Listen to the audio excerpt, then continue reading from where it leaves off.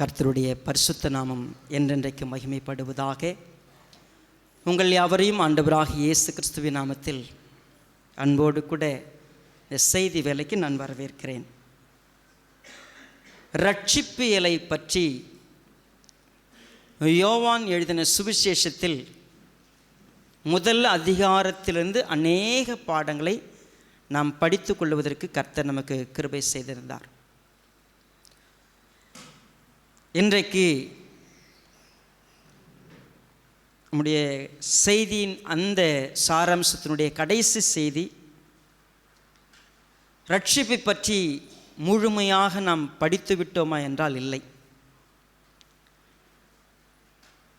நிச்சயமாகவே வரக்கூடிய காலங்களில் இன்னும் அதிகமாய் நாம் ஆராய்ச்சி செய்து படிக்க இருக்கிறோம். ஆனால் இன்றைக்கு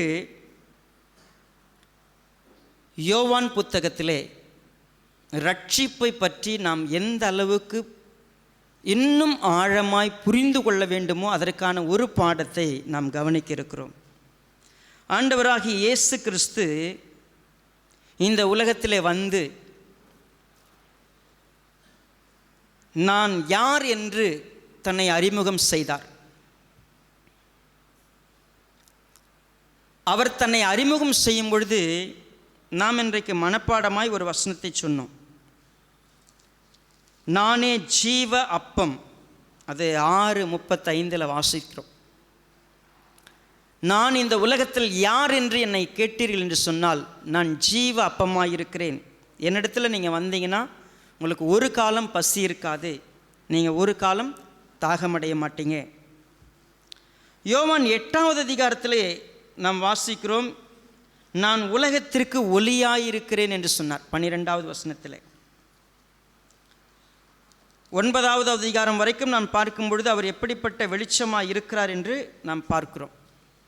10வது அதிகாரத்திலே 7வது வசனத்திலே நாம் வாசிக்கிறோம், நானே ஆடுகளுக்கு வாசல் என்று மெய்யாகவே மெய்யாகவே உங்களுக்கு சொல்லுகிறேன் சொன்னார்.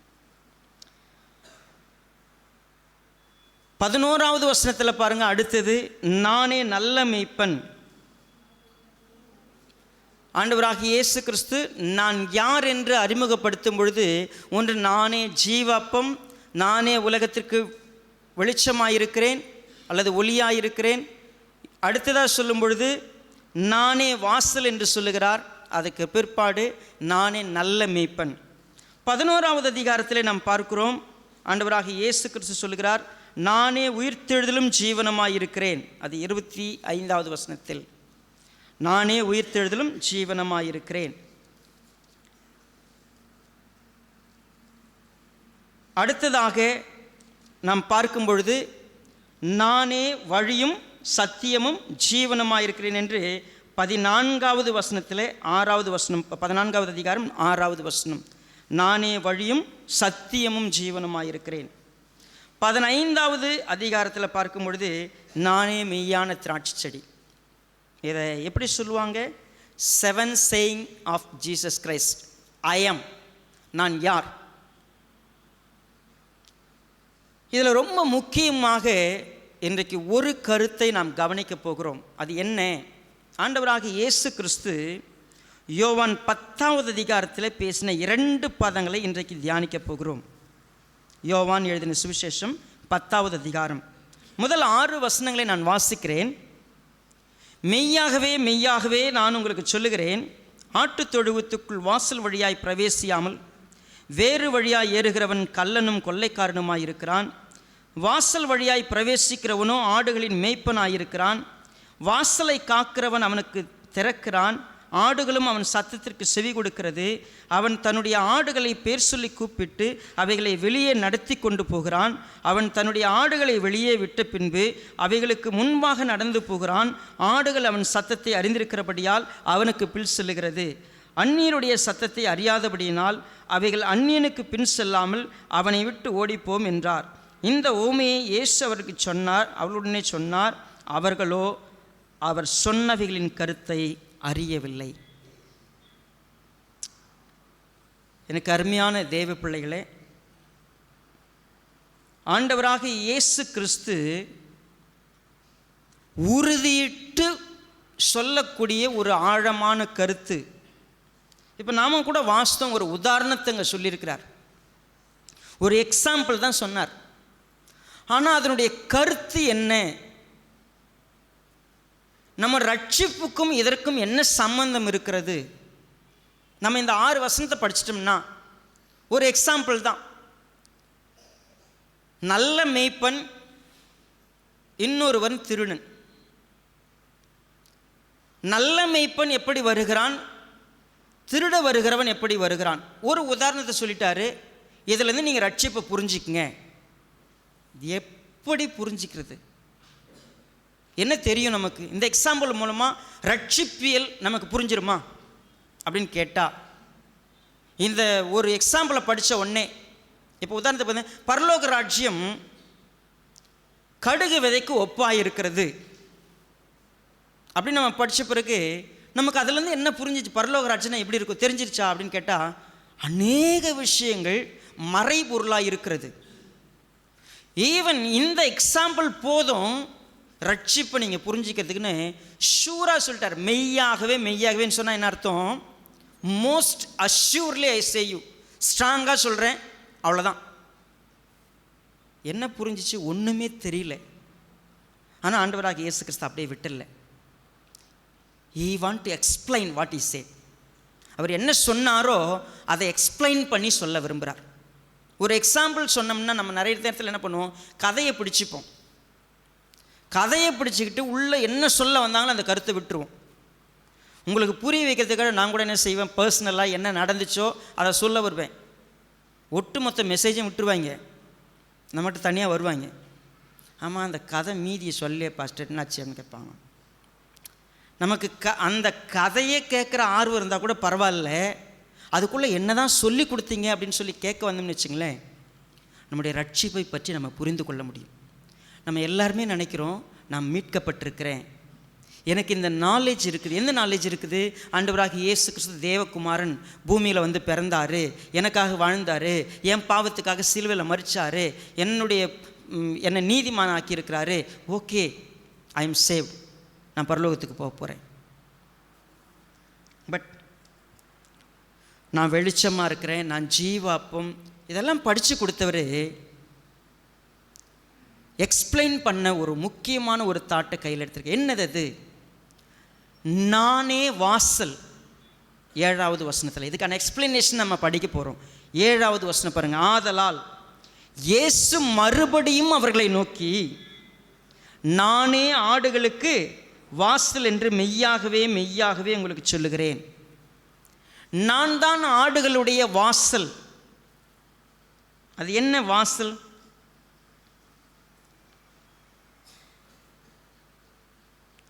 இந்த யோவான் சுவிசேஷம் எழுதப்பட்ட இந்த காலத்தை கவனிச்சிங்கன்னா, ஒரு உதாரணம் சொன்னால் அந்த பேக்ரவுண்ட் நமக்கு தெரிஞ்சிருக்கணும். அந்த காலத்தில் ஆடுகளுடைய மேய்ப்பர்கள் எப்படி இருப்பாங்க, ஆடுகளை எப்படி அடைச்சி வச்சுருப்பாங்க, ஆடுகளை எப்படி பாதுகாப்பாங்க. இப்போல்லாம் நமக்கு நிறைய பாதுகாப்பு வழிகள் இருக்குது. ஆடுகளுக்கு மாடுகளுக்கு பாதுகாப்பு அந்த காலத்தில் எப்படி செய்வாங்க? ஸோ இந்த காலத்தில் நிறைய டெக்னாலஜி இருக்குது, நமக்கு சேஃப்டி லாக்கர்ஸ் இல்லை, நம்ம எல்லாம் நிறைய பண்ணுறோம். அந்த காலத்தில் என்ன செய்வாங்க? ஸோ ஒரு உதாரணம் ஒன்று சொல்லப்படுகிறதுன்னு சொன்னால் அதனுடைய பேக்ரவுண்டை கொஞ்சம் கவனித்தோம்னா, பழைய காலங்களில் கர்த்தருடைய உறவை நமக்கு எக்ஸ்பிளைன் பண்ணுறதுக்கு வேதாகமத்தில் ஒரு நல்ல உதாரணம் மெய்ப்பனுடைய உதாரணம். நீங்கள் இப்போல்லாம் அந்த பிக்சர் நிறைய நான் பார்க்குறதில்ல. 80s 90s பார்த்திங்கன்னா ஆண்டவராக இயேசு கிறிஸ்துவை ஒப்பிட்டு சொன்ன நானே நல்ல மெய்ப்பனுங்கிற பிக்சர் என்ன செஞ்சுருப்பாங்க, ஆண்டவராக இயேசு கிறிஸ்துவ ஒரு பிக்சர் வரைஞ்சிட்டு அவர் கையில் ஒரு கோலை கொடுத்துட்டு அவர் கையில் ஒரு ஆட்டுக்குட்டியும் கீழே நிறைய ஆடுகள் இருக்கிற மாதிரியும் பிக்சர் இருக்கும். நிறைய பேர் பார்த்துருப்பீங்க பெரியவங்க. ஆண்டவராக இயேசு கிறிஸ்து நம்ம ஆட்கள் பேசும்போது சொல்லுவாங்க, இந்து மதத்தில் பார்த்திங்கன்னா கிருஷ்ணர் மாடு மேய்ச்சார், இயேசு கிறிஸ்து என்ன மேய்ச்சார்? இயேசு கிறிஸ்து ஆடு மேய்ச்சார். சரியா? அதனால் எல்லா கடவுளும் ஒன்றுங்க. இவர் மாடு மேய்ச்சார், அவர் ஆடு மேய்ச்சார். இயேசு கிறிஸ்து எங்கே போய் ஆடு மேய்ச்சார்? அவர் ஆடு மேய்க்கல, இவர் இதெல்லாம் புரியாதவங்க பேசக்கூடியது. இயேசு கிறிஸ்து எங்கேயும் ஆடு மேய்க்கல. இயேசு கிறிஸ்து ஒரு நல்ல மேய்ப்பனோடு ஒப்பிடப்பட்டிருக்கிறார். நல்ல மேய்ப்பனுங்கிற உதாரணம் பழைய ஏற்பாட்டில் பார்த்தீங்கன்னா சங்கீதம் 23 நமக்கு நல்ல பரிச்சயமான சங்கீதம். கர்த்தரின் மேய்ப்பராயிருக்கிறார். ஆமாம், நமக்கு மனப்பாடமாக தெரியும். அவர் என்னை புல்லுள்ள இடங்களில் என்னை கொண்டு போய் என்ன பண்ணுறாரு, எப்படிலாம் நடத்துகிறார், அவர் என்னை எப்படி பாதுகாக்கிறார், அவர் எப்படி என்னை பராமரிக்கிறார், அவர் எப்படி என்னை போஷிக்கிறார். ஒரு நல்ல மேய்ப்பனுக்குரிய விஷயங்கள். ஏசாயா 40 சொல்லும் பொழுது அவர் எப்படிப்பட்ட மேய்ப்பன் அப்படிங்கிறதுல ரொம்ப தெளிவான ஒரு விளக்கம் கொடுக்கப்பட்டிருக்கிறது. மேய்ப்பர்கள், ஆடுகள், இந்த உறவு எக்ஸ்பிளைன் பண்ணுறதுக்கு ரொம்ப ஈஸியானது. ஆண்டவராக இயேசு கிறிஸ்து சொல்கிறாரு, நானே வாசல், அதுவும் ஆடுகளுக்கான வாசல், என் வழியாக ஒருவன் உட்பிரவேசித்தால். பாருங்க 9வது வசனம், நானே வாசல், என் வழியாய் ஒருவன் உட்பிரவேசித்தால் அவன் ரட்சிக்கப்படுவான், அவன் உள்ளும் புறமும் சென்று மேய்ச்சலை கண்டடைவான். நல்லா கவனிக்கணும். ஆண்டவராகிய இயேசு கிறிஸ்து நல்ல மேய்ப்பன் என்று தன்னை அடையாளப்படுத்துகிறார். நல்ல மேய்ப்பனுக்கு ஒப்பிடுகிறார். நல்ல மேய்ப்பன் யார்? அந்த ஆடுகளுடைய சொந்த எஜமான், அந்த ஆடுகளுடைய நலனில் அக்கறை உள்ள ஒரு மனிதன், அந்த ஆடுகளுக்கு நல்லவைகளை கொடுப்பதற்கு எப்பொழுதும் கருத்தாயிருக்கக்கூடிய ஒரு மனிதன், அந்த ஆடுகளை பாதுகாக்கிற ஒருவன். அப்பொழுது பாதுகாக்கப்படுவது, மீட்கப்படுவது, அவர்கள் எப்பொழுதும் செழிப்பாயிருப்பது, அவர்கள் நன்றாயிருப்பதற்கான சகலவற்றையும் செய்யக்கூடிய ஒரு மேய்ப்பனுடைய மந்தைக்குள் இணைந்திருப்பதை பற்றி பேசுகிறது ரட்சிப்பு. ஒருவன் எனக்குள் அந்த வழிக்குள்ள பிரவேசித்தா அப்படின்னா என்ன? நான் காட்டுகிற வழிக்குள்ள வந்துட்டா, நான் காட்டுகிற பாதையில் நடந்தா, நான் கொடுப்பதை வாங்கி கொண்டால், நான் கொடுப்பதை எடுத்து கொண்டால், அவங்களுடைய ரட்சிப்பு இன்னும் ஆழமானதாக இருக்கும். நம்ம என்ன செய்கிறோம்? ஆண்டவராக இயேசு கிறிஸ்துவினுடைய இரத்தத்தினால மீட்கப்படுகிறோம்னு சொல்லுகிறோம், நான் அதை விசுவாசிக்கிறேன்னு சொல்கிறோம். ஒரு காரியத்தை கவனமாய் பார்க்கணும். நான் எந்த வாசல் வழியாக நடந்து உள்ளே சென்று கொண்டிருக்கிறேன், நான் எந்த வழியாக நடந்து கொண்டிருக்கிறேன், எந்த பாதுகாப்பிற்குள்ளாக நான் இருக்கிறேன், நான் எதிலே நான் மேய்ச்சலை கண்டடைந்திருக்கிறேன், நான் யார்? இப்பொழுது ஆண்டவராகிய இயேசு கிறிஸ்துவை விசுவாசிக்கிறேன்னு சொல்கிறது மட்டும் இல்லைங்க, அநேகர் ரட்சிக்கப்பட்டிருப்போம். ஆனால் நம்மை வழிநடத்தி கொண்டிருப்பது எல்லாமே பார்த்தீங்கன்னா, நாம் பிரவேசித்து கொண்டிருப்பது, நாம் நடப்பது, நாம் செயல்படுவது அத்தனையும் நம்முடைய சொந்த வழியாகவே இருக்கும்.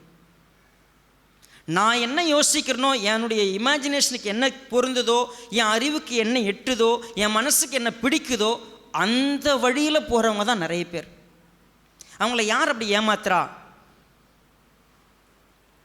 உண்மையாகவே ஆண்டவராகிய இயேசு கிறிஸ்து எச்சரித்தார். இங்கே நிறைய ஓனாய் இருக்குது, நிறைய திருடங்க இருக்கிறாங்க, உங்களை நிச்சயம் வஞ்சித்து உங்கள் வழியை வேறு பாதைக்கு கூட்டி செல்கிறவர்கள் இருக்கிறாங்க.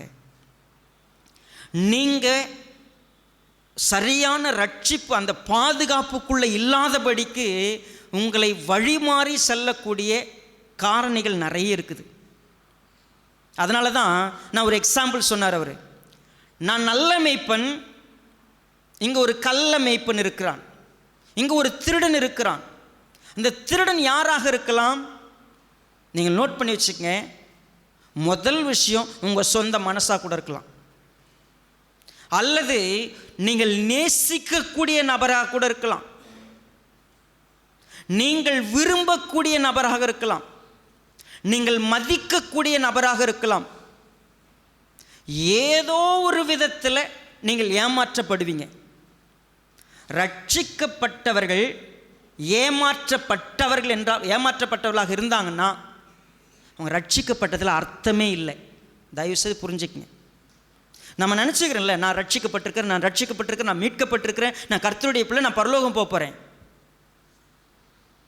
நான் மெய்யாகவே உங்களுக்கு சொல்லுகிறேன், நீங்களும் நானும் வஞ்சிக்கப்படுவது என்பது எளிதாக நடக்கும். ரட்சிப்பின் அந்த நிச்சயம் என்பது நம்முடைய வாழ்க்கையில் இல்லாதபடிக்கு வெறும் ஏதோ ஒரு சென்ஸில் நான் இயேசு கிறிஸ்துவ எனக்கு பிடிச்சிருக்குது, இயேசு கிறிஸ்துவ எனக்கு தெரியும், நான் இத்தனை வருஷமாக இயேசு கிறிஸ்துவ நம்புகிறேன், பைபிள் வாசித்திருக்கிறேன், ஆகையினால நான் ரட்சிக்கப்பட்டுட்டேன்னு ஒருவேளை நம்ம சொல்லிகிட்டு இருக்கிறோன்னா, நம்முடைய ரட்சிப்பின் நிச்சயத்தை நாம் உடையவர்களாக இல்லாதபடிக்கு நாம் வழி மாறி போயிருப்போம், நாம் திருடப்பட்டிருப்போம், நாம் கொள்ளையடிக்கப்பட்டிருப்போம், நாம் நிச்சயமாகவே உண்மையான ரட்சிப்பை முழுமையாய் அடைந்தவர்களாய் இல்லாமல் இருப்போம்.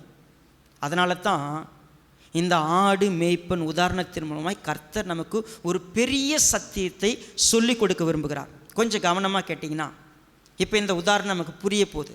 என்ன? ஆண்டவராகிய இயேசு கிறிஸ்து தன்னை நல்ல மேய்ப்பன்னு சொல்லி, நான் தான் வாசல், என் வழியாக ஒருவன் உட்பிரவேசித்தால் அவன் ரட்சிக்கப்படுவான். அப்புறம் என்ன நடக்குதுங்க? அவன் உள்ளும் புறமும் சென்று, அப்படின்னா என்ன? உள்ள வெளியே எங்கே போனாலும் அவன் நல்ல மேய்ச்சலை கண்டடைவான். ஏன் வழியாக ஒருத்தன் வந்தா, அப்போ யார் வழியாங்க நாங்கள் சர்ச்சுக்கு வந்திருக்கிறோம்? நான் யார் வழியாக வாழ்கிறோம்? நாங்கள் அப்படி தானே நினச்சிக்கிட்டு இருக்கிறோம், இயேசு கிறிஸ்து வழியாக தானே நாங்கள் வாழ்ந்துக்கிட்டு இருக்கிறோன்னு. ஆனால் ஆண்டவராக இயேசு கிறிஸ்து சொல்கிறார் பாருங்க, 10வது வசனம், திருடன் திருடவும் கொல்லவும் அழிக்கவும் வருகிறானே என்று வேறு ஒன்றுக்கும் வரான், நானும் அவைகளுக்கு ஜீவன் உண்டாயிருக்கவும் அது பரிபூர்ணப்படவும் வந்தேன் என்றார். சரி, இப்போங்க தன்னை பற்றி பேசும்போது அங்கே ஒரு திருடனை பற்றி பேசிட்டார். ஒரு திருடன் வருகிறான், நல்ல மேய்ப்பனும் இருக்கிறான், திருடனும் இருக்கிறான். திருடன் வரும்பொழுது அவன் எதற்கு வரப்போகிறான்? அவன் கொல்லவும் அழிக்கவும் வருகிறான். அவன் திருட வரான், கொல்ல வரான், அழிக்க வரான். ஆனால் அது தெரியுமா நமக்கு அப்படின்னு கேட்டால் தெரியாது. சரி, நிறைய நேரத்தில் மக்கள் எளிதாக வஞ்சிக்கப்படுவோம். எப்படி தெரியுமா? நாம் வஞ்சிக்கப்படுவது என்பது எப்பொழுதும் வஞ்சனை நாம் எதிர்பார்க்கிற வழியில் இருக்காது. எதிர்பார்க்கிற வழினா, நம்ம ஏமாற்றுறவங்க எப்பொழுதும் கல்லர்களை போல வரப்போறதில்லை. திருடங்க அப்படின்னு சொன்னால் அவங்க நம்மக்கிட்ட நம்ம தெரியாதப்போ திருடிட்டு போகிறதில்லை, நமக்கு தெரிஞ்சே நம்ம ஏமாற்றியே திருடுவது. ஒரு முறை ஒரு கழுதை புல் மேய்கிறதுக்காக காட்டுக்கு போயிருந்துச்சு. அப்படி காட்டுக்கு போகும்போது நல்ல ஒரு புல்வெளியை பார்த்து மேய ஆரம்பித்தது. கொஞ்சம் அப்படியே போக போக போக அடர்ந்த காட்டுக்குள்ளே வந்துருச்சு. அந்த காடு ஒரு வயசான சிங்கத்துக்குனுடைய கட்டுப்பாட்டில் இருந்த ஏரியா. அந்த சிங்கம் நல்லா ஓடி வேட்டையாடும், பலமான சிங்கம்தான். ஆனால் அதுக்கு கண் பார்வை கொஞ்சம் மங்கி இருந்துச்சு, மோப்ப சக்தியும் கம்மியாக இருந்துச்சு. ஸோ இந்த கழுதை போயிட்டு மேய்ஞ்சிக்கிட்டு இருக்கும்பொழுது சிங்கம் கவனமாக பார்த்து அதை வேட்டையாடுறதுக்கு அது மேலே பாய்கிற நேரத்தில் கழுதை கவனித்து தப்புச்சுன்னு ஓடி பக்கத்தில் இருந்து ஒரு புதரில் மறைஞ்சிருச்சு. அந்த ஏரியாக்குள்ளே தான் இந்த கழுட்டு சிங்கம் ஒரு நல்ல வேட்டையை மிஸ் பண்ணிட்டுன்னு சொல்லிட்டு எப்படியாவது அதை கண்டுபிடிச்சிடணும். ஆனால் அதுக்கு கண் பார்வை கம்மி, மோப்ப சக்தி கம்மி. என்ன செய்யறதுன்னு தெரியாமல் அப்படியே அந்த இடத்துல உட்காந்துருந்துச்சு. இந்த கழுதி எதிரில் புதரில் மறைஞ்சிருக்கு. அப்போ அந்த நேரம் பார்த்து ஒரு நரி அந்த வழியாக வந்துச்சு. நரி வந்த உடனே சிங்கம் நடந்த எல்லாத்தையும் நரிக்கிட்ட சொல்லிச்சு, இந்த மாதிரி ஒரு பெரிய கழுதை நான் பார்த்தேன், அதை பிடிக்கல நேரத்தில் ஓடி இங்கே மறைஞ்சி இங்கே தான் இருக்குது, ஆனால் எனக்கு கண் பார்வையும் கொஞ்சம் தெரியல, என்னால் மோப்பு பிடிச்சி போயும் பிடிக்க முடியல அப்படின்னு. உடனே இந்த விளக்கத்தெல்லாம் சொன்ன உடனே நரி புரிஞ்சுக்கிச்சு, இங்கே இருக்கிறது ஒரு கழுதை அப்படின்னு சொல்லி புரிஞ்சுக்கிட்டு, சரி நாம் இப்போ போய் அதை உதவி செஞ்சாலும் கழுதை ஒரு உத விட்டுச்சுன்னு நம்ம என்ன செஞ்சிடும், பல்லுக்கெல்லாம் தெரிச்சிடும்.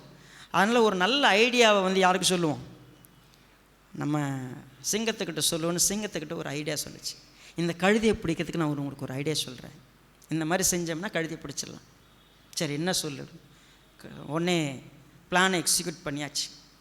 இப்போது கழுதை சத்தமாக சொல்லிச்சு, ராஜாவே நீங்கள் அதை விட்டுருங்க, நான் தினமும் இந்த ஊர் பக்கத்தில் இருக்கிற அந்த சின்ன இடத்துக்கு போவேன், அங்கே ஒரு பாடகர், அவருடைய குரல் தெரியுங்களா, தேன் போல ஒரு குரல், அவர் பாட்டு பாடினார்னா அவ்வளவு இனிமையாக இருக்கும், அதை கேட்கவே நான் அங்கே போவேன். அப்படியா, நான் கூட இங்கே ஒரு ஆளை நீங்கள் காலையில் பார்த்தேன், அது குரல் அவ்வளவு கேவலம், அந்த மாதிரி ஒரு குரலை நான் என் வாழ்க்கையில் பார்த்ததே இல்லை, அது ரொம்ப மோசமான குரல். நீங்கள் வேறு ராஜாவே, அவர் இப்போ தான் நான் ஊருக்குள்ளே போயிட்டு வரேன், இப்போ தான் காட்டுக்குள்ளே வந்ததாக சொன்னாங்க, இந்த காட்டுக்குள்ளே வந்த ஒரு பாடுறதை நீங்கள் கேட்டிருக்க மாட்டீங்க, நீங்கள் வேறு யாரோ பேசுறது சொல்கிறீங்க, ரொம்ப ரொம்ப இனிமையான குரல், அந்த மாதிரி குரல் நீங்கள் வாழ்க்கையில் கேட்டதே கிடையாது, நான் தினமும் அவருடைய ரசிகன், அவரை தான் கேட்க போவேன். உடனே சிங்கம் சொல்லிச்சான், நீ போய் சொல்கிற, அந்த மாதிரி குரலை நான் கேட்டேன்னா நானும் நிச்சயமாக கண்டுபிடிச்சிருவேன், ஆனால் நான் பார்த்தால் அந்த மாதிரி யாரும் இல்லை, ரொம்ப ஒஸ்ட்டு ஃபெலோ அப்படின்னு சொல்லி. இதை கேட்டுட்டு அந்த கழுதி கோவம் வந்துடுச்சு. இந்த வந்த நரி என்ன அழகாக என் குரலை பற்றி புகழ்ந்து பேசிகிட்டு இருக்குது, இந்த கேட்ட சிங்கத்துக்கு என் குரல் நான் என்ன பண்ணுவேன், இப்போது காமிச்சி ஆகணும் அப்படின்னு சொல்லிட்டு பாட ஆரம்பிச்சிச்சு. கண்ணை மூடி மெய் மறந்து பாடுற அந்த சூழ்நிலையில் எங்கே இருக்குதுன்னு அடையாளம் பார்த்து போய் சிங்கம் வேட்டையாடுச்சு. உங்களுக்கு இந்த உதாரணத்திலேருந்து ஒரு விஷயத்தை தான் நான் சொல்ல விரும்புகிறேன். அநேகர் என்ன விரும்புகிறோம்னா, நாம் புகழப்படுவதில் ரொம்ப பெருமைப்படுவோம். நாம் எப்படி தெரியுமா வஞ்சிக்கப்படுவோம், நீ சரியில்லைன்னு யாராவது சொன்னாங்கன்னா அவங்க பக்கம் போக மாட்டோம், நீ உன்னிடத்தில் இந்த குறை இருக்குது சரி செய்துக்குன்னா அவங்க கிட்டவே போக மாட்டோம். ஆனால் நம்மளை யார் பாராட்டுறாங்களோ, யார் நம்மளை தூக்கி வைக்கிறாங்களோ, யார் நம்மிடத்தில் வந்து நம்மை பார்த்து புகழ்கிறார்களோ, யார் நமக்கு இனிமையாய் சொல்லுகிறார்களோ, நம்ம அவங்க பக்கம் நடக்க பார்ப்போம். அதனால தான் சொல்கிறாரு, நானே வாசல், என் வழியாய் பிரவேசி. நான் வாசல் என்ன, நீங்கள் விசாலமான ஒரு வழியாக எப்பயுமே போக விரும்புகிறீங்க, ஆனால் பரலோக ராஜ்யத்துக்கு போகிற வழி எப்படிப்பட்டது, இடுக்கமான வாசல், அது நெருக்கமான வழி, அது கொஞ்சம் கஷ்டம்தான். அந்த வழி என்றைக்குமே அடையாளம் கண்டுபிடிக்கிறதே கஷ்டம். ஆனால் நீங்கள் நினைக்கிற மாதிரி ஒரு வழி இருக்குது பார்த்தீங்களா, உங்களை பாராட்டுற மாதிரி ஒரு வழி, உங்களை புகழ்கிற மாதிரி ஒரு வழி, நீங்கள் நினைக்கிற மாதிரி ஒரு வழி, நீங்கள் போகிறதுக்கெல்லாம் ஆமாம் சொல்கிற வழி, உங்களை உயர்த்துகிற வழி, உங்களை எப்பொழுதும் என்கரேஜ் பண்ணுற ஒரு வழி இந்த உலகத்தில் இருக்குது. அந்த வழிக்கு பின்னால் இருக்கிற எல்லாமே உங்ககிட்டேருந்து திருடும். அந்த வழி உங்களை நிச்சயம் கொல்லும், அந்த வழி நிச்சயம் அழிக்கும். ரட்சிப்பு வேணும்னா நீங்கள் இயேசு கிறிஸ்துவின் வழியாக உள்ள வரணும். இயேசு கிறிஸ்துனுடைய வழியை கண்டுபிடிக்க. நீங்கள் இயேசு கிறிஸ்து நல்ல மேய்ப்பன், நான் ஆடுகளுக்காக ஜீவனை கொடுக்கிறேன். எந்த பெற்றவங்களை நமக்கு பிடிக்குது, எந்த ஆசிரியரை நமக்கு பிடிக்குது, நம்மளை திட்டாத பெற்றவங்களை நமக்கு ரொம்ப பிடிக்கும், நம்மளை கண்டிக்காத பெற்றவங்களை நமக்கு ரொம்ப பிடிக்கும், நம்மளை எதுவுமே சொல்லாதவங்க தான் ரொம்ப அன்பானவங்க நம்ம நினைக்கிறோம். நம்ம நினைக்கிறபடியெல்லாம் நமக்கு வாங்கி கொடுக்குற பெற்றவங்க ரொம்ப நல்லவங்க, நம்ம போகிற வழிக்கெல்லாம் ஆதரவு தெரிவிக்கிற பெற்றவங்க நல்ல பெற்றவங்க, நான் செய்ய நினைக்கிறதெல்லாம் எனக்கு சொல்லிக் கொடுக்குறவங்க நல்லவங்க இல்லைங்க. ரட்சிப்பு நீங்களும் நானும் விரும்புகிற வழியில் இருக்கும் என்று சொன்னால் அது எல்லா மக்களும் ரட்சிக்கப்பட்டிருப்பாங்களே. ஆனால் ஆண்டவராகிய இயேசு கிறிஸ்து சொன்னார், உங்களை வஞ்சிக்கிற திருடர்கள் உங்கள் பக்கத்தில் இருக்கிறாங்க. உங்களுக்கு தெரியுமா, நான் போதகனாகும்போது என்னை பார்த்து நிறைய பேர் நிறைய விஷயங்களை சொல்லிக் கொடுக்க விரும்பினாங்க. எப்படி தெரியுங்களா, நீங்கள் இந்த மாதிரி பாஸ்டாருங்க அப்படின்னு சொல்லி எனக்கு டைவர்ஷன் கொடுக்கறதுக்கு நிறைய பேர் வந்தாங்க. என்ன தெரியுமா, மக்கள் கூடணும்னு சொன்னால் அவங்கள எப்படிலாம் நான் வழி நடத்தணும் அப்படின்னு எனக்கு ஒரு சில பாடங்களை எடுத்தாங்க. நீங்கள் இந்த மாதிரி பாஸ்டாருங்க, இந்த மாதிரி செயல்படுங்க, அந்த மாதிரி செயல்படுங்கன்னு எனக்கு நிறைய ஐடியாஸ் கொடுத்தாங்க. நம்ம சர்ச் நிறைய பேர் வரணும்னா என்ன பாஸ்டாக இருக்கணும், மக்கள் சர்ச்சை விட்டு போகாமல் இருக்கணும்னா எப்படிப்பட்ட பாஸ்டாக இருக்கணும், நிறைய பேர் வருத்தப்படாமல் இருக்கணும்னா எப்படிப்பட்ட பாஸ்டாக இருக்கணும் எனக்கு சொல்லி கொடுத்தாங்க. நான் இப்போ நான் அன்னையிலேருந்து நான் யாருக்கும் செவி கொடுக்கல, நான் ஒருத்தர் உத்து பார்த்தேன். அவருடைய வழி எப்படிப்பட்டது, அவர் எப்படிப்பட்ட மேய்ப்பன், அந்த மேய்ப்பன் அவருடைய நோக்கம் என்ன, உங்கள் ஆத்துமா ஒரு பொழுதும் அழியக்கூடாது, உங்கள் ஆத்துமா ஒரு பொழுதும் பசியோடு இருக்கக்கூடாது, உங்கள் ஆத்துமா ஒரு பொழுதும் தாகத்தோடு இருக்கக்கூடாது, உங்கள் ஆத்துமா கெட்டு போகக்கூடாது, அது பாதுகாக்கப்படணும், அது பராமரிக்கப்படணும், அது போஷிக்கப்படணும்னா ஒரு நல்ல மேய்ப்பன் என்ன செய்ய வேண்டும்? அவர் சொன்னார் 11வது பாருங்க, நானும் அவைகளுக்கு ஜீவன் உண்டாயிருக்கவும் அது பரிபூர்ணப்படவும் வந்தேன் என்றார். ஆண்டவராகிய இயேசு கிறிஸ்து இந்த பூமிக்குள்ளே வந்தார். அவர் நிறைய விஷயங்களை பேசினார். நான் தான் நல்ல மேய்ப்பன், வேற யாரும் நல்ல மேய்ப்பன் கிடையாது, உங்களை அழிக்க பார்க்குறாங்க, உங்களை திருட பார்க்குறாங்க, உங்களை கொல்ல பார்க்குறாங்க, நான் உங்களுக்கு ஜீவன் கொடுக்க வந்திருக்கிறேன், நான் உங்களுக்கு பரிபூர்ணப்பட வந்திருக்கிறேன், நானே நல்ல மேய்ப்பன். நல்ல மேய்ப்பன் ஆடுகளுக்காக தன் ஜீவனை கொடுக்கிறான். நல்ல மேய்ப்பன், நான் ஜீவனை கொடுக்கிற ஒரு மேய்ப்பனாக இருக்க விரும்புகிறேன். இது அவருடைய ஸ்டேட்மெண்ட். எப்படி நான் கர்த்தருடைய வழிக்குள்ளாக அந்த ஜீவனையும் பரிபூர்ணத்தையும் பெற்றுக்கொள்வது?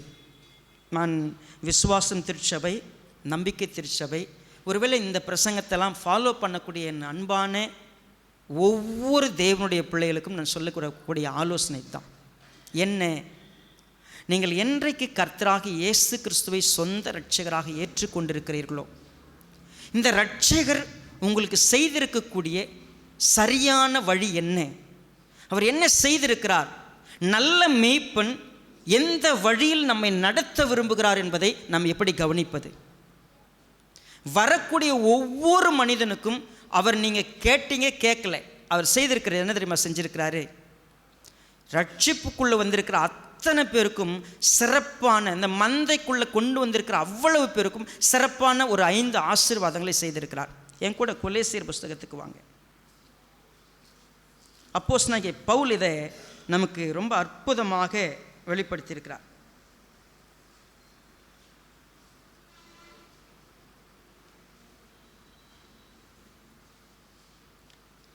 ரைட், கொலோசியர் 1வது அதிகாரம் 12வது வசனத்திலிருந்து 14வது வசனம் வரைக்கும் நான் வாசிக்கிறேன். ஒளியில் உள்ள பரிசுத்தவான்களுடைய சுதந்திரத்தில் பங்கடைவதற்கு நம்மை தகுதி உள்ளவர் ஆக்கினவரும், இருளின் அதிகாரத்தினின்று நம்மை விடுதலையாக்கி தமது அன்பின் குமாரனுடைய ராஜ்யத்துக்கு உட்படுத்தினவருமாயிருக்கிற பிதாவை ஸ்தோத்தரிக்கிறோம். குமாரனாகிய அவருக்குள் அவருடைய இரத்தத்தினாலே பாவ மன்னிப்பாகிய மீட்பு நமக்கு உண்டாயிருக்கிறது. இங்கே 5 காரியங்கள் இருக்கிறது. ஒன்று, ஒளியில் உள்ள பரிசுத்தவான்களுடைய சுதந்திரத்தில் பங்கடைவதற்கு, தேவனால் மீட்கப்பட்டு ஒரு கூட்டமாயிருக்கிற அந்த சுதந்திரத்தில் பங்கடைவதற்கு நம்மை தகுதி உள்ளவர்களாக்கினார். என்ன தகுதியாக்கினார்? நீங்களும் நானும் எங்கவோ இருந்தோம், ஆனால் நம்மளை அவருடைய பிள்ளைங்கிற தகுதியினால் அழைச்சிருக்கிறார். நமக்கு அந்த தகுதியை கொடுத்துருக்கிறார். இங்கே யாராவது நான் தகுதியே கிடையாது, நான் ரொம்ப பாவி, நான் மோசமானவன்ற எண்ணத்தோடு வந்த அந்த நிமிஷமே அவர் சொல்கிறாரு, நீ பாவின்றதை ஒத்துக்கிட்டல, அந்த நிமிஷமே நீ என் பிள்ளை, உனக்கு ஃபுல் தகுதி நான் கொடுக்குறேன். நீ இன்றைக்கு உன் பாவத்தை அறிக்கிட்டா கூட சரி, நான் உனக்கு முழு தகுதி கொடுக்குறேன், நீ என் பிள்ளை, நீ மோசமானவன் இல்லை. ஏன்னா நீ செஞ்ச எல்லா மோசத்தையும் நான் எடுத்துக்கிட்டேன், நீ பண்ண எல்லா அக்கிரமத்தையும் நான் மன்னிச்சிட்டேன், நீ பரிசுத்தவான், இந்த சுதந்திரத்தில் பங்கடைய வந்துரு. ஒருவேளை சர்ச்சுக்கு நீங்கள் இப்போ தான் புதுசாக வரீங்க, இன்றைக்கி தான் வந்திருக்கிறீங்க, இல்லை ஏற்கனவே வந்து குற்ற மனசாட்சியில் உட்காந்துருப்பீங்க. கர்த்தர் சொல்கிறாரு, நீ பாவத்தை என்னைக்கு அறிக்கையிடுறியோ அன்னைக்கே நீ என் பிள்ளை, நீ உனக்கு முழு தகுதி தரேன், நீ என் பிள்ளை. ரெண்டாவது அவர் என்ன செஞ்சாராம்? இருளின் அதிகாரத்தினின்று நம்மை விடுதலையாக்கி, இருட்டோட அதிகாரத்தில் ஒரு நாள் நான் வாழ்ந்திருந்தேன், பாவத்தின் அதிகாரத்தில் இருந்தேன், என்னை அங்கிருந்து விடுதலையாக்கினார். மூன்றாவது, தமது அன்பின் குமாரனுடைய ராஜ்யத்துக்கு உட்படுத்தி விட்டார். அப்படின்னா என்ன? இப்போ நீங்கள் இந்த மூணு விஷயத்தையும் கொஞ்சம் கவனிச்சு பாருங்கள். முன்னாடி எங்கேயோ நான் காட்டு கழுத மாதிரி தெரிஞ்சுக்கிட்டு இருந்தேங்க. நான் எனக்கு மேய்ப்பும் கிடையாது, கேட்பார் கிடையாது, யாரும் கிடையாது, அலைஞ்சு கிடந்தேன், என் விருப்பம் போல் போயிட்டு இருந்தேன். என்ன பண்ணார் தெரியுமா? நீ என் மந்தையினுடைய ஆடு அப்படின்னு எனக்கு தகுதியை கொடுத்தார். என்னை இருளின் அதிகாரத்திலிருந்து மீட்டுட்டார். என்னை அவருடைய மந்தையின்குள்ள என்னை உட்பிரவேசிக்க பண்ணிட்டார். அது மட்டும் இல்லை, அவருடைய இரத்தத்தினால எனக்கு பாவ மன்னிப்பு கிடைச்சிச்சு. என்னை அவருக்கு சொந்தமானவராக மீட்டு வச்சுக்கிட்டார். என்னை விலை கொடுத்து வாங்கி வச்சிட்டார். இப்போ நான் அவருக்கு சொந்தமாயிட்டேன். சரி பாஸ்டர், இதெல்லாம் எங்களுக்கு புரியுது. நாங்கள் முன்னாடி கேட்பார் மேய்ப்பார் இல்லாத ஒரு ஆடுகள், எங்கள் விருப்பம் போல் போய்கிட்டு இருந்தோம், எங்கள் இஷ்டப்படி நடந்தோம். ஆண்டவராகிய இயேசு கிறிஸ்து தம்முடைய இரத்தத்தினால எங்களை மீட்டு எங்களுக்கு பாவ மன்னிப்பு கொடுத்து அவருடைய மந்தைக்குள்ளே கொண்டு வந்து வச்சிட்டார். இப்போது நானே நல்ல மேய்ப்பன்னு சொல்கிறார், நான் தான் வாசல்னு சொல்கிறார். அப்போ அப்படி சொல்கிறார் அப்படின்னா இதை நாங்கள் பெற்றுக்கிட்டு நாங்கள் ரட்சிப்பை எப்படி பார்க்கறது? இதில் ஆண்டவராகிய இயேசு கிறிஸ்து சொன்னார், ரைட், நீங்கள் இப்போ என்னைக்கு என் மந்தைக்குள்ளே வந்துட்டீங்களோ, எனக்கு சொந்தன்னு சொல்லிட்டணும், உங்களை நான் என்ன தெரியுமா செய்கிறேன்? சும்மா உட்கார வைக்கிறதில்ல. உங்களுக்கு ரட்சிக்கப்பட்ட அந்த சூழ்நிலையிலேருந்து உங்கள் ஒவ்வொருத்தருக்கு மேலேயும் கர்த்தர் அக்கறை உள்ள என்ன தெரியுமா செய்கிறாரு? அவர் போஷிக்கிறார், பராமரிக்கிறார், பாதுகாக்கிறார். எல்லாம் நடக்குது இல்லை? எப்படி நடக்குது? நீங்கள் நானும் இன்னும் நினச்சிட்டு இருக்கிறேன்ல. ஆனால் வேதம் என்ன சொல்லுதுன்னு பார்ப்போம். பாருங்கள், 26வது வசனம், கொலோசியர் 1:26. உங்கள் பொருட்டு தேவனால் எனக்கு அளிக்கப்பட்ட உத்தியோகத்தின்படியே நான் அந்த சபைக்கு ஊழியக்காரனானேன். புறஜாதிகளுக்குள்ளே விளங்கிய இந்த இரகசியத்தினுடைய மகிமையின் ஐஸ்வர்யம் என்னதென்று தேவன் தம்முடைய பரிசுத்தவான்களுக்கு தெரியப்படுத்த சித்தமானார்.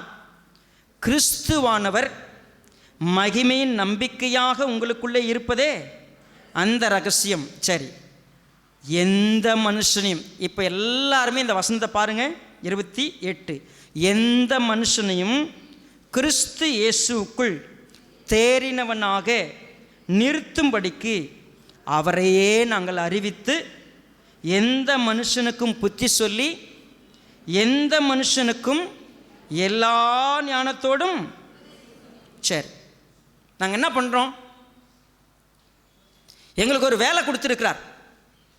அவர்தான் பிரதான மேய்ப்பன்.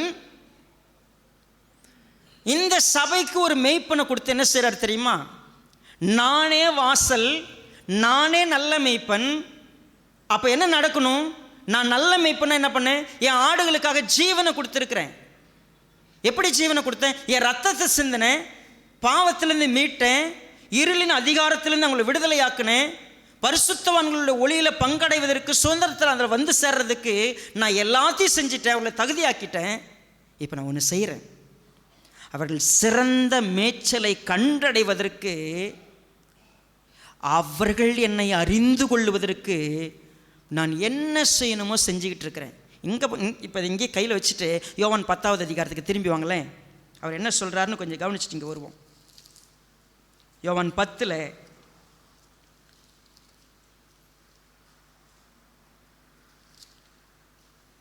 14வது வசனம்.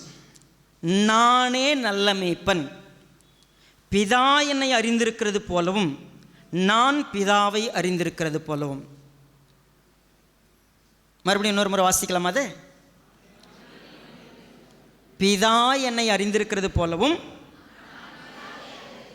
என்ன அர்த்தம் இதுக்கு? நான் இப்போ தான் சமீபத்தில் கூட சொன்னேன். இந்த அறிந்திருக்கிறது அப்படின்னு சொன்னால், நானும் பிதாவும் எப்படி இருக்கிறோமோ, எனக்கும் பிதாவுக்குமான உறவு எப்படி இருக்கிறதோ அப்படித்தான் எனக்கும் என் ஆடுகளுக்குமான உறவு இருக்கும். பாருங்க, நான் என்னுடைய ஆடுகளை அறிந்தும் என்னுடைய ஆடுகளால் அறியப்பட்டும் இருக்கிறேன். ஆடுகளுக்காக சரி. ஆண்டவராகிய இயேசு கிறிஸ்துக்கு உங்களை நல்லா தெரியுங்க. உங்களை எவ்வளோ தெரியும்? கம்ப்ளீட்டாக தெரியும். உங்களை பற்றி தெரியாத விஷயம் ஒன்று கூட கிடையாது. ஆனால் உங்களுக்கு அவரை பற்றி எவ்வளோ தெரியும்? தெரியும் பாஸ்டர், நாங்கள் எத்தனை வருஷமாக படிச்சுட்ருக்குறோம்ல. நாங்கள் படிக்காத பைபிளா? எங்களை விட்டிங்கன்னா நாங்கள் 10 வசனத்தை எடுத்து அப்படியே பயங்கரமாக ப்ரீச்லாம் பயங்கரமாக பண்ணுவோம். பண்ணுங்க, எவ்வளோ தெரியும்? அதுக்கு தான் எந்த மனுஷனும் தேறினவனாய் மாறுவதற்கு அவனுக்கு புத்தி சொல்லி உபதேசம் பண்ணி இந்த மனிதர்கள் அத்தனை பேரும் பரிபூர்ணப்படும்படியாகத்தான் கிறிஸ்து வந்தார். பரிபூர்ணம்னா என்ன? எவ்வளோ தெரியும்? கம்ப்ளீட்டாக தெரியுமா எனக்கு?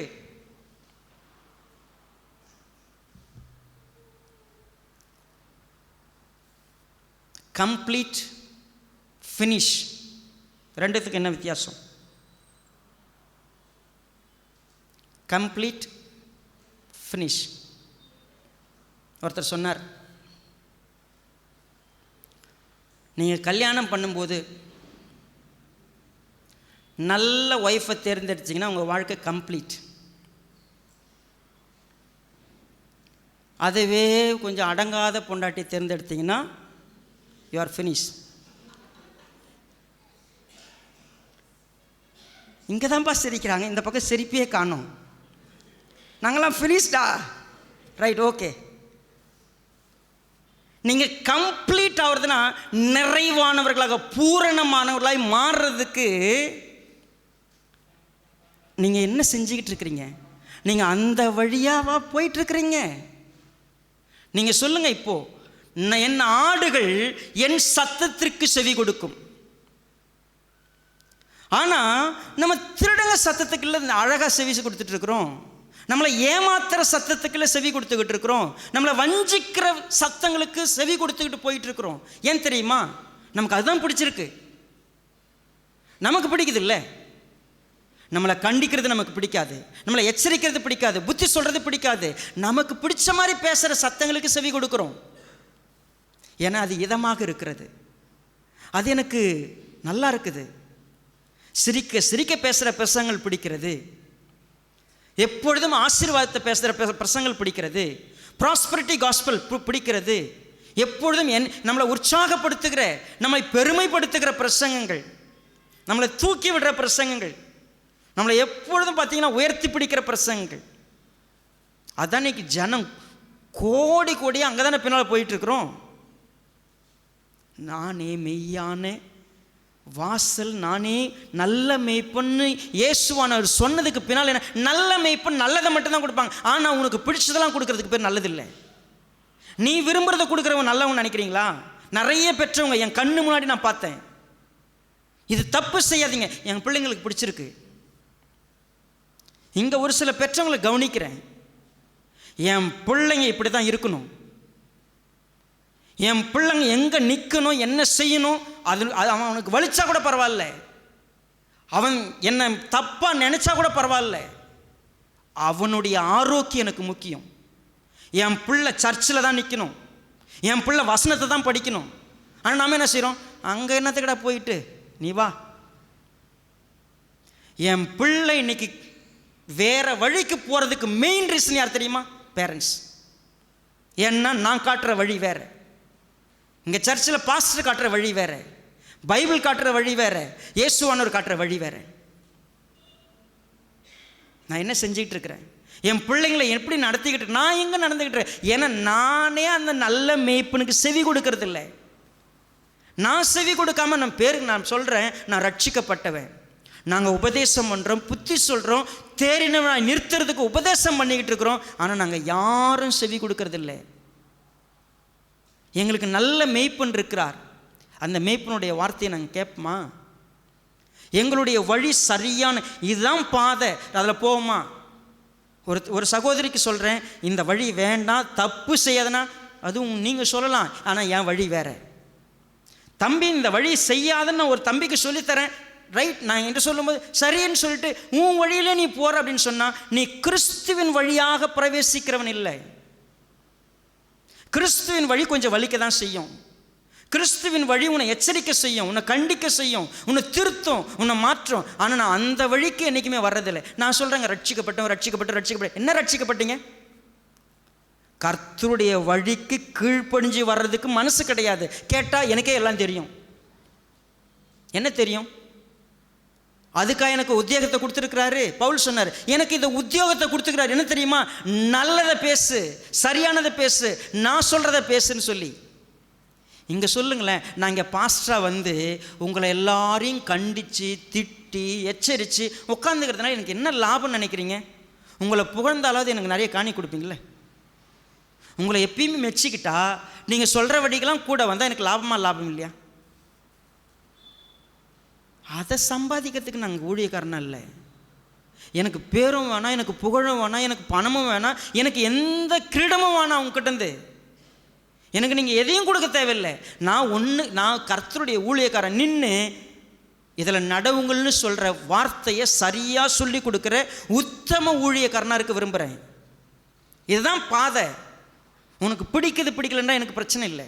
நீ என்னை ஏற்றுக்க மாட்டேன், எனக்கு பிரச்சனை இல்லை. ஏன் தெரியுமா? நான் உண்மையை செய்ய விரும்புகிறேன். ஏன்னா நல்ல மேய்ப்பன் தன் ஆடுகளுக்காக ஜீவனை கொடுக்கிறான். நான் என்னுடைய ஆடுகளை அறிந்திருக்கிறேன். என்னுடைய ஆடுகளுக்கு எது முக்கியம்னு எனக்கு தெரியும். ஆனால் என்னுடைய ஆடுகள் என்னை அறிந்திருக்கிறதா? ஏன்னா அந்த பாஸ்டுக்கு செவி கொடுக்காத, அந்த வசனத்துக்கு செவி கொடுக்காத, கிறிஸ்துவுக்கு செவி கொடுக்காத, நான் சொல்கிறத கேளுன்னு சொல்கிற திருடங்க உங்களை சுற்றி இருந்துக்கிட்டே இருக்கிறாங்க. நீங்கள் யாருக்கு செவி கொடுக்குறீங்க? நீங்கள் ரட்சிக்கப்பட்டவன்னு சொல்கிறீங்கள, உங்கள் ரட்சிப்பை நீங்கள் நாலேஜில் சும்மா தெரிஞ்சுக்கிட்டு ரட்சிக்கப்படாதவங்களாவே வாழ்ந்துட்டு போயிடுவீங்க. ரட்சிக்கப்பட்டவன் யார் தெரியுங்களா? கர்த்தரை அறிந்திருப்பான், கர்த்தருடைய வார்த்தைக்கு செவி கொடுப்பான், அவன் உள்ளும் புறமும் சென்று நல்ல மேய்ச்சலை கண்டடைவான். அவனுக்கு கொடுக்கப்படக்கூடிய நல்ல கைடன்ஸ் அவன் எடுத்துப்பான்.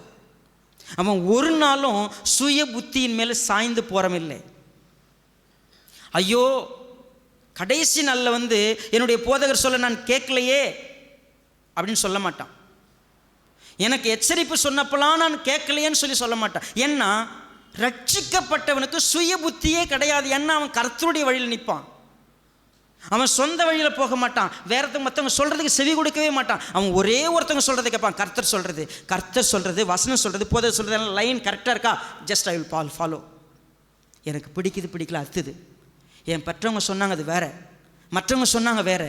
நான் கர்த்தர் சொன்னார், எனக்கு வேதத்தில் வாசிக்கிறேன், என் போதகர் சொல்கிறார், இந்த லைனப் எல்லாம் கரெக்டாக இருக்கா, ஐம் ஓகே, ஐம் டன், நான் கீழ்ப்படிவேன். நீங்கள் சொல்லுங்கள், நானே நல்ல மேய்ப்பன். நீங்கள் இன்றைக்கி சொல்ல முடியுமா? நான் நல்ல ஆடு, நான் நல்ல ஆடுங்க. நான் திருட்டு சத்தத்துக்கெல்லாம் செவி கொடுக்க மாட்டேன். என்னை மயக்கிற சத்தத்துக்கு செவி கொடுக்க மாட்டேன். என்னை ஏமாத்துற சத்தத்துக்கு செவி கொடுக்க மாட்டேன். என் சொந்த மனத்துக்கு செவி கொடுக்க மாட்டேன். நான் கர்த்தருடைய சத்தத்துக்கு செவி கொடுப்பேன். நானே வாசல், ஒருவன் என் வழியாய் பிரவேசித்தால் அவன் ரட்சிக்கப்படுவான். ரட்சிப்பு எப்போ? எனக்கு பாவத்திலேருந்து தண்டனை கிடையாதுன்னு சொல்லிட்டாரு. ஆனால் பாவத்திலிருந்து விடுதலை அடைகிறது, பரிசுத்தமாக வாழ்கிறது, ஒளியிலுடைய பரிசுத்தவான்களுடைய சுதந்திரத்தில் பங்கடைவது, இருளின் அதிகாரத்திலிருந்து நான் விடுதலையாக்கப்படுவது, எனக்கு பாவ மன்னிப்பு கிடைச்சிருப்பது, எல்லாம் ஒரு சீக்வன்ஸில் கரெக்டாக பார்க்கணும் அப்படின்னு சொன்னால் நான் எப்படிப்பட்ட ஆடா கர்த்தருடைய சமூகத்துக்கு வரேன். நான் எத்தனை முறை சொல்கிறேன், நீங்கள் கர்த்தர் மேலே வச்சுக்கிற அன்பை நீங்கள் நல்ல முறையில் வளர்த்துக்குங்க. உங்களுக்கு சொல்லிக் கொடுக்குறதெல்லாம் ஒன்றையும் நான் போராடி பாருங்க. பவுல் சொல்கிற மாதிரி நானும் சொல்ல விரும்புகிறேன். கொலோசியர் 1 அவர் என்ன சொல்கிறார் தெரியுங்களா? நான் கர்த்தருக்கு சாட்சியாக இந்த வசனத்தை என்னால் வாசிக்க முடியும். 1:29. அதற்காக நான் எனக்குள்ளே வல்லமையாய் கிரியை நடப்பிக்கிற அவருடைய பலத்தின்படி போராடி பிரயாசப்படுகிறேன். எதுக்கு? எந்த மனுஷனையும் கிறிஸ்து இயேசுக்குள் தேறினவனாக நிறுத்தும்படிக்கு அவரையே நாங்கள் அறிவித்து எந்த மனுஷனுக்கும் புத்தி சொல்லி எந்த மனுஷனுக்கும் எல்லா ஞானத்தோடு உபதேசம் பண்ணுகிறோம். அதற்காகத்தான் நாங்கள் பிரயாசப்படுறோம். கர்த்தர் எங்களை இந்த மந்தைக்கு கண்காணிகளாய் வைத்திருக்கிறார்னு சொன்னால், பிரதான மேய்ப்பர் எப்படிப்பட்ட இருதயத்தோடு செயல்படுகிறார், என்ன சொல்லுகிறார், அதை சொல்கிறது தான் உத்தமமான ஊழியம். தயவுசெய்து மயக்கிற ஊழியத்துக்கெல்லாம் செவி கொடுக்காதீங்க. இனிக்க பேசுவாங்க, ரசிக்க பேசுவாங்க, உங்களுக்கு பிடிச்சதெல்லாம் சொல்லி தருவாங்க. துன்மார்க்கருடைய ஆலோசனைப்படி நடவாதீங்க, பாவிகளுடைய வழிக்கு போவாதீங்க, பரிகாசக்கார கூட்டத்தில் போயிடாதீங்க. ஏன் தெரியுமா? நீங்கள் கர்த்தருடைய வேதத்தில் பிரியமாக இருந்து இரவும் பகலும் அவருடைய வேதத்தில் தியானமாக இருந்தீங்கன்னா கர்த்தர் என்ன பேசுகிறாருன்னு தெரியும். அப்போ இந்த பாஸ்டர் பேசுறதும் கர்த்தர் பேசுறதும் ஒன்றா இருக்குதான்னு தெரியும். ஆனால் உங்கள் மனசு கர்த்தர் பேசுறது வேற மாதிரி இருக்குது, இந்த பாஸ்டர் பேசுகிற மாதிரி வேற மாதிரி இருக்குதுன்னா வாங்க இங்கேயே உட்காந்துருவோம். பாஸ்டர், இயேசு கிறிஸ்து நல்ல மெய்ப்பன், நீங்கள் கெட்ட மெய்ப்பன்னு நான் பார்க்குறேன். ஏன் தெரியுமா? உங்கள் நோக்கமே வேற. நீங்கள் எங்களை கொள்ளடிக்க பார்க்குறீங்க, நீங்கள் எங்களை திருட பார்க்குறீங்க, நீங்கள் எங்களை ஏமாற்ற பார்க்குறீங்க, நீங்கள் எங்களை வழிநடத்தி எங்களை நீங்கள் இதெல்லாம் சொல்லி எங்களை நரகத்துக்கு கூட்டு போக பார்க்குறீங்க. வாங்க பேசி முடிவுக்கு வந்துடலாம். ஆனால் என் நோக்கம் உங்களை தேறினா நிறுத்துறதுக்கு இருக்குதுன்னு சொன்னால், நல்ல மேய்ப்பன் ஜீவனை கொடுத்து பரிபூர்ணப்படுறதுக்கு வந்தார்ல, அந்த பரிபூர்ணப்படுற அந்த வழிக்கு நேராக நான் வராமல் என் வழிக்கே போயிட்டுருக்குறேன்னா நீங்கள் ஏங்க ரட்சிக்கப்பட்டுன்னு சொல்லிக்கிட்டு இருக்கிறீங்க? உங்கள் விருப்பப்படியே கடைசி வரைக்கும் வாழணும், நீங்கள் நினைக்கிறபடியே போகணும், நீங்கள் நினச்சா வருவீங்க, நினச்சா போவீங்க, விருப்பப்பட்டா இருப்பீங்க, இல்லைனா போயிட்டுருப்பீங்க. உங்கள் வழியே ஒரு வாழ்க்கை அப்படின்னா என்ன ரட்சிப்பது? அதுக்கு பேர் ரட்சிப்பே கிடையாது. அவர் ஒரு வழி வச்சிருக்கிறார். என் வழியாக வந்தேனா தான் நீ ரட்சிக்கப்படுவேன், என் வழியாக வந்தேனா தான் நீ உள்ளும் புறமும் நல்ல மேய்ச்சலை கண்டடைவேன். நான் நல்ல வாசல், நான் நல்ல மேய்ப்பன், நான் சரியாக உங்களுக்கு கொடுக்குறேன். ஏன் நீங்கள் இன்னும் கல்லர்களுக்கு செவி கொடுக்க பார்க்குறீங்க?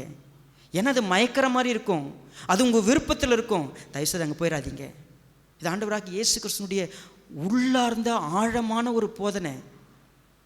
இப்போ இவ்வளவு சொல்லி ஒருவேளை இதெல்லாம் பார்த்துச்சுன்னு சொன்ன இந்த சபையை வச்சு நம்ம கவனிச்சு பார்த்தீங்கன்னா கொலோசியர் 2 என்னத்தை கன்க்ளூஷன் கொண்டு வராரு பாருங்க. கொலோசியர் 2:3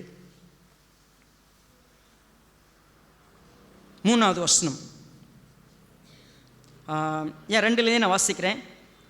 அவருடைய இருதயங்கள் தேற்றப்பட்டு அவர்கள் அன்பினால் இணைக்கப்பட்டு பிதாகவே தேவனுக்கும் கிறிஸ்துக்கும் உரிய ரகசியத்தின் அறிந்து கொள்ளுகிற உணர்வின் பூரண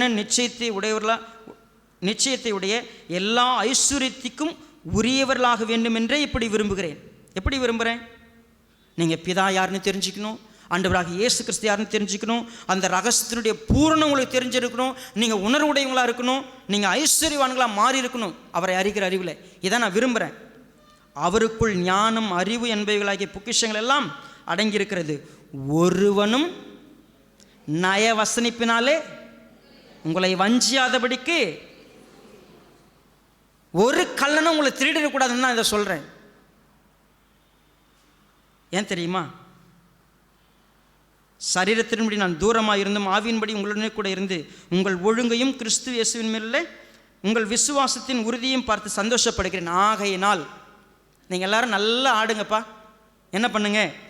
கர்த்தராகிய இயேசு கிறிஸ்துவை ஏற்றுக்கொண்டபடியே, ஃபஸ்ட்டு நீங்கள் ஏற்றுக்கொண்டபடியே அவருக்குள் வேர் கொண்டவர்களாகவும் அவர் மேல் கட்டப்பட்டவர்களாகவும் அவருக்குள் நடந்து கொண்டு நீங்கள் போதிக்கப்பட்டபடியே விசுவாசத்தில் உறுதிப்பட்டு ஸ்தோத்திரத்தோடதில் நல்லா ஆடுங்க. என்ன தெரியுமா பண்ணும்?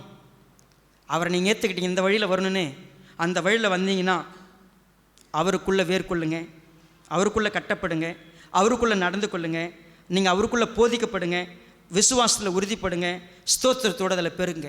அப்படி ஒரு வேளை நீங்கள் அப்படி செஞ்சீங்கன்னா தெய்வத்துவத்தின் பரிபூர்ணம் எல்லாம் சரீர பிரகாரமாக அவருக்குள் வாசமாயிருக்கிறது. மேலும் சகல துரைத்தனங்களுக்கும் அதிகாரங்களுக்கும் தலைவராயிருக்கிற அவருக்குள் நீங்கள் வாசிங்க, நீங்கள் பரிபூர்ணம் உள்ளவர்களாயிருக்கிறீர்கள்.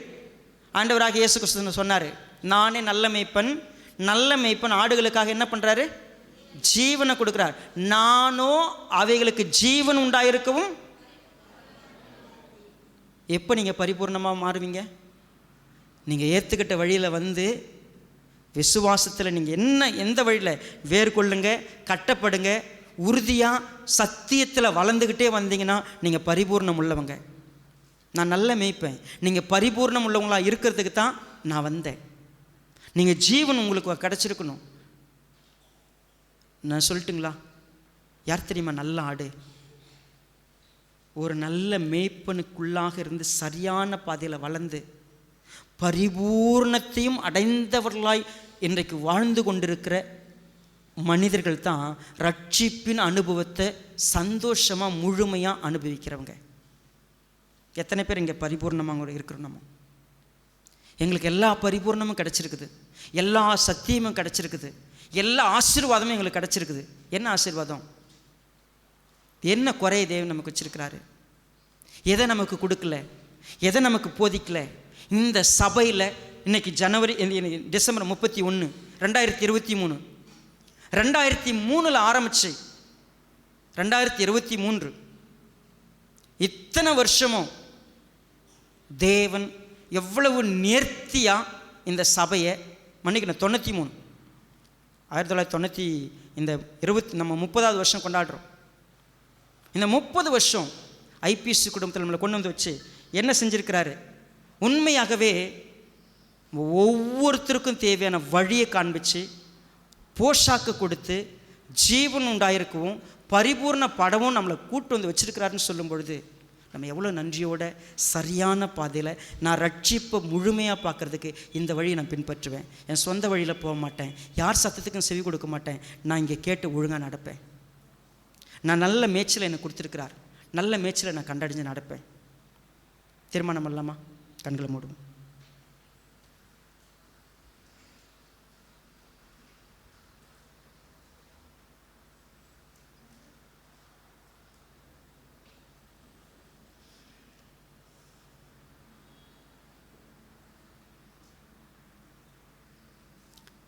பரிசுத்தமுள்ள நல்ல பிதாவே,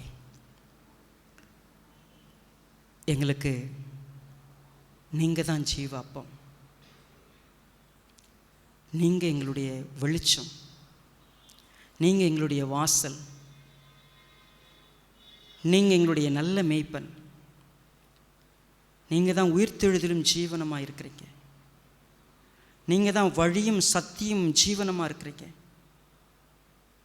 நீங்கள் தான் நல்ல திராட்சை செடி. நாங்கள் இதெல்லாம் கவனிக்கிறோம். ஆனால் எங்களுடைய ரட்சிப்பை நாங்கள் முழுமையாக அனுபவிக்காதபடிக்கு ஏமாற்றப்படுகிறோம். எங்கள் சொந்த மனசை ஏமாத்துது, உலகம் ஏமாத்துது, பிசாசு ஏமாத்துறான், யாரை கொண்டாவது எங்களை ஏமாத்திடுறான். நாங்கள் வஞ்சிக்கிற ஆவிகளுக்கு செவி கொடுத்துட்றோம். என்ன நாங்கள் என்ன விரும்புகிறோமோ அந்த வழியில் போகிறதுக்கு எங்களுக்கு நிறைய ஆலோசனை கிடைக்குது. எங்களுக்கு எது பிடிக்குதோ அதுதான் எங்களுக்கு முக்கியம். நீங்கள் எங்கள் நல்ல மேய்ப்பனாக இருந்து உங்கள் வழிக்கு வந்து உங்களுக்கு கீழ்ப்படிஞ்சு நீங்கள் சொல்கிறத கேட்டு பரிபூர்ணமுடையவங்களாக மாறுறதுக்கு எங்களுக்கு விருப்பம் இருக்கிறதில்ல. ரட்சிக்கப்பட்டுட்டுன்னு சொல்லி எங்களை ஏமாற்றிக்கிறோம். ஆண்டவரே, எங்களுக்கு உதவி செய்யுங்க. எங்களுக்கு இன்னைக்கு ஒரு நல்ல சபையை கொடுத்துருக்குறீங்க. உம்முடைய மேய்ச்சலின் ஆடுகளாக வாழக்கூடிய பாக்கியத்தை கொடுத்துருக்குறீங்க. எங்களுக்கு நல்ல ஊழியக்காரர்களையும் கொடுத்துருக்குறீங்க. அவங்க கள்ளர்களாகவோ எங்களை வஞ்சிக்கிறவர்களாகவோ எங்களிடத்தில் கொள்ளையடிக்கிறவர்களாகவோ எங்களை ஏமாற்றி பறிச்சுக்கிறவங்களாகவோ இன்னைக்கு வரைக்கும் நாங்கள் பார்க்கல. எங்களுக்கு கொடுக்குறவங்களாக தான் நாங்கள் பார்த்துருக்குறோம். நல்ல மேய்ப்பன் தன்னுடைய மந்தையில் ஒரு பொழுதும் தன்னுடைய சுகத்தை எதிர்பார்க்காதவன். ஆண்டவரே, நாங்கள் இவையெல்லாம் பார்த்துட்டு இன்னும் எங்கள் சொந்த வழியில் போய் எவ்வளவு சொன்னாலும் கேட்காம அடிபட்டு உதப்பட்டு நொறுங்குண்டு எங்கேயோ சிக்கி தவிக்கிறோமே, இந்த பாவத்தை எங்களுக்கு மன்னிங்க. நாங்கள் போராடி பிரயாசப்படுகிற இடத்துல வந்து கீழ்ப்படிஞ்சு கற்றுக்க உதவி செய்யுங்க. நாங்கள் எங்கள் மேய்ப்பரை அறிந்து கொள்வதற்கு எவ்வளவு முக்கியத்துவம் கொடுக்கணுமோ அவ்வளோ கொடுக்க உதவி செய்யுங்க. இவையெல்லாம் சொன்ன பிற்பாடு யூதர்கள் அநேகர் அந்த வசனங்களுடைய கருத்தை அறியாமல் கர்த்தருக்கு எதிரடியாக பேசிட்டு போனாங்க. ஒரு சிலர் இது தேவனுடைய வசனம் இல்லைன்னா எப்படி, இது உண்மையான வசனம் ஏற்றுக்கிட்டாங்க. இதெல்லாம் கேட்ட நாங்கள் இன்றைக்கி யாராயிருந்து என்ன பண்ண போகிறோம்? எங்கள் முடிவு எங்கள் கையில் தான் இருக்குது. ஆனால் நீங்கள் காத்திருக்கிறீங்க. நல்ல ரெஸ்பான்ஸை நாங்கள் கொடுக்க எங்களுக்கு உதவி செய்யுங்க, எங்களை வழி நடத்துங்க. மீட்பெரும் ரட்சகரமாக இருக்கிற கர்த்தராகிய இயேசு கிறிஸ்துவின் நாமத்தில் தாழ்மையோடு வேண்டிக் கொள்கிறோம் நல்ல பிதாவே, ஆமென்.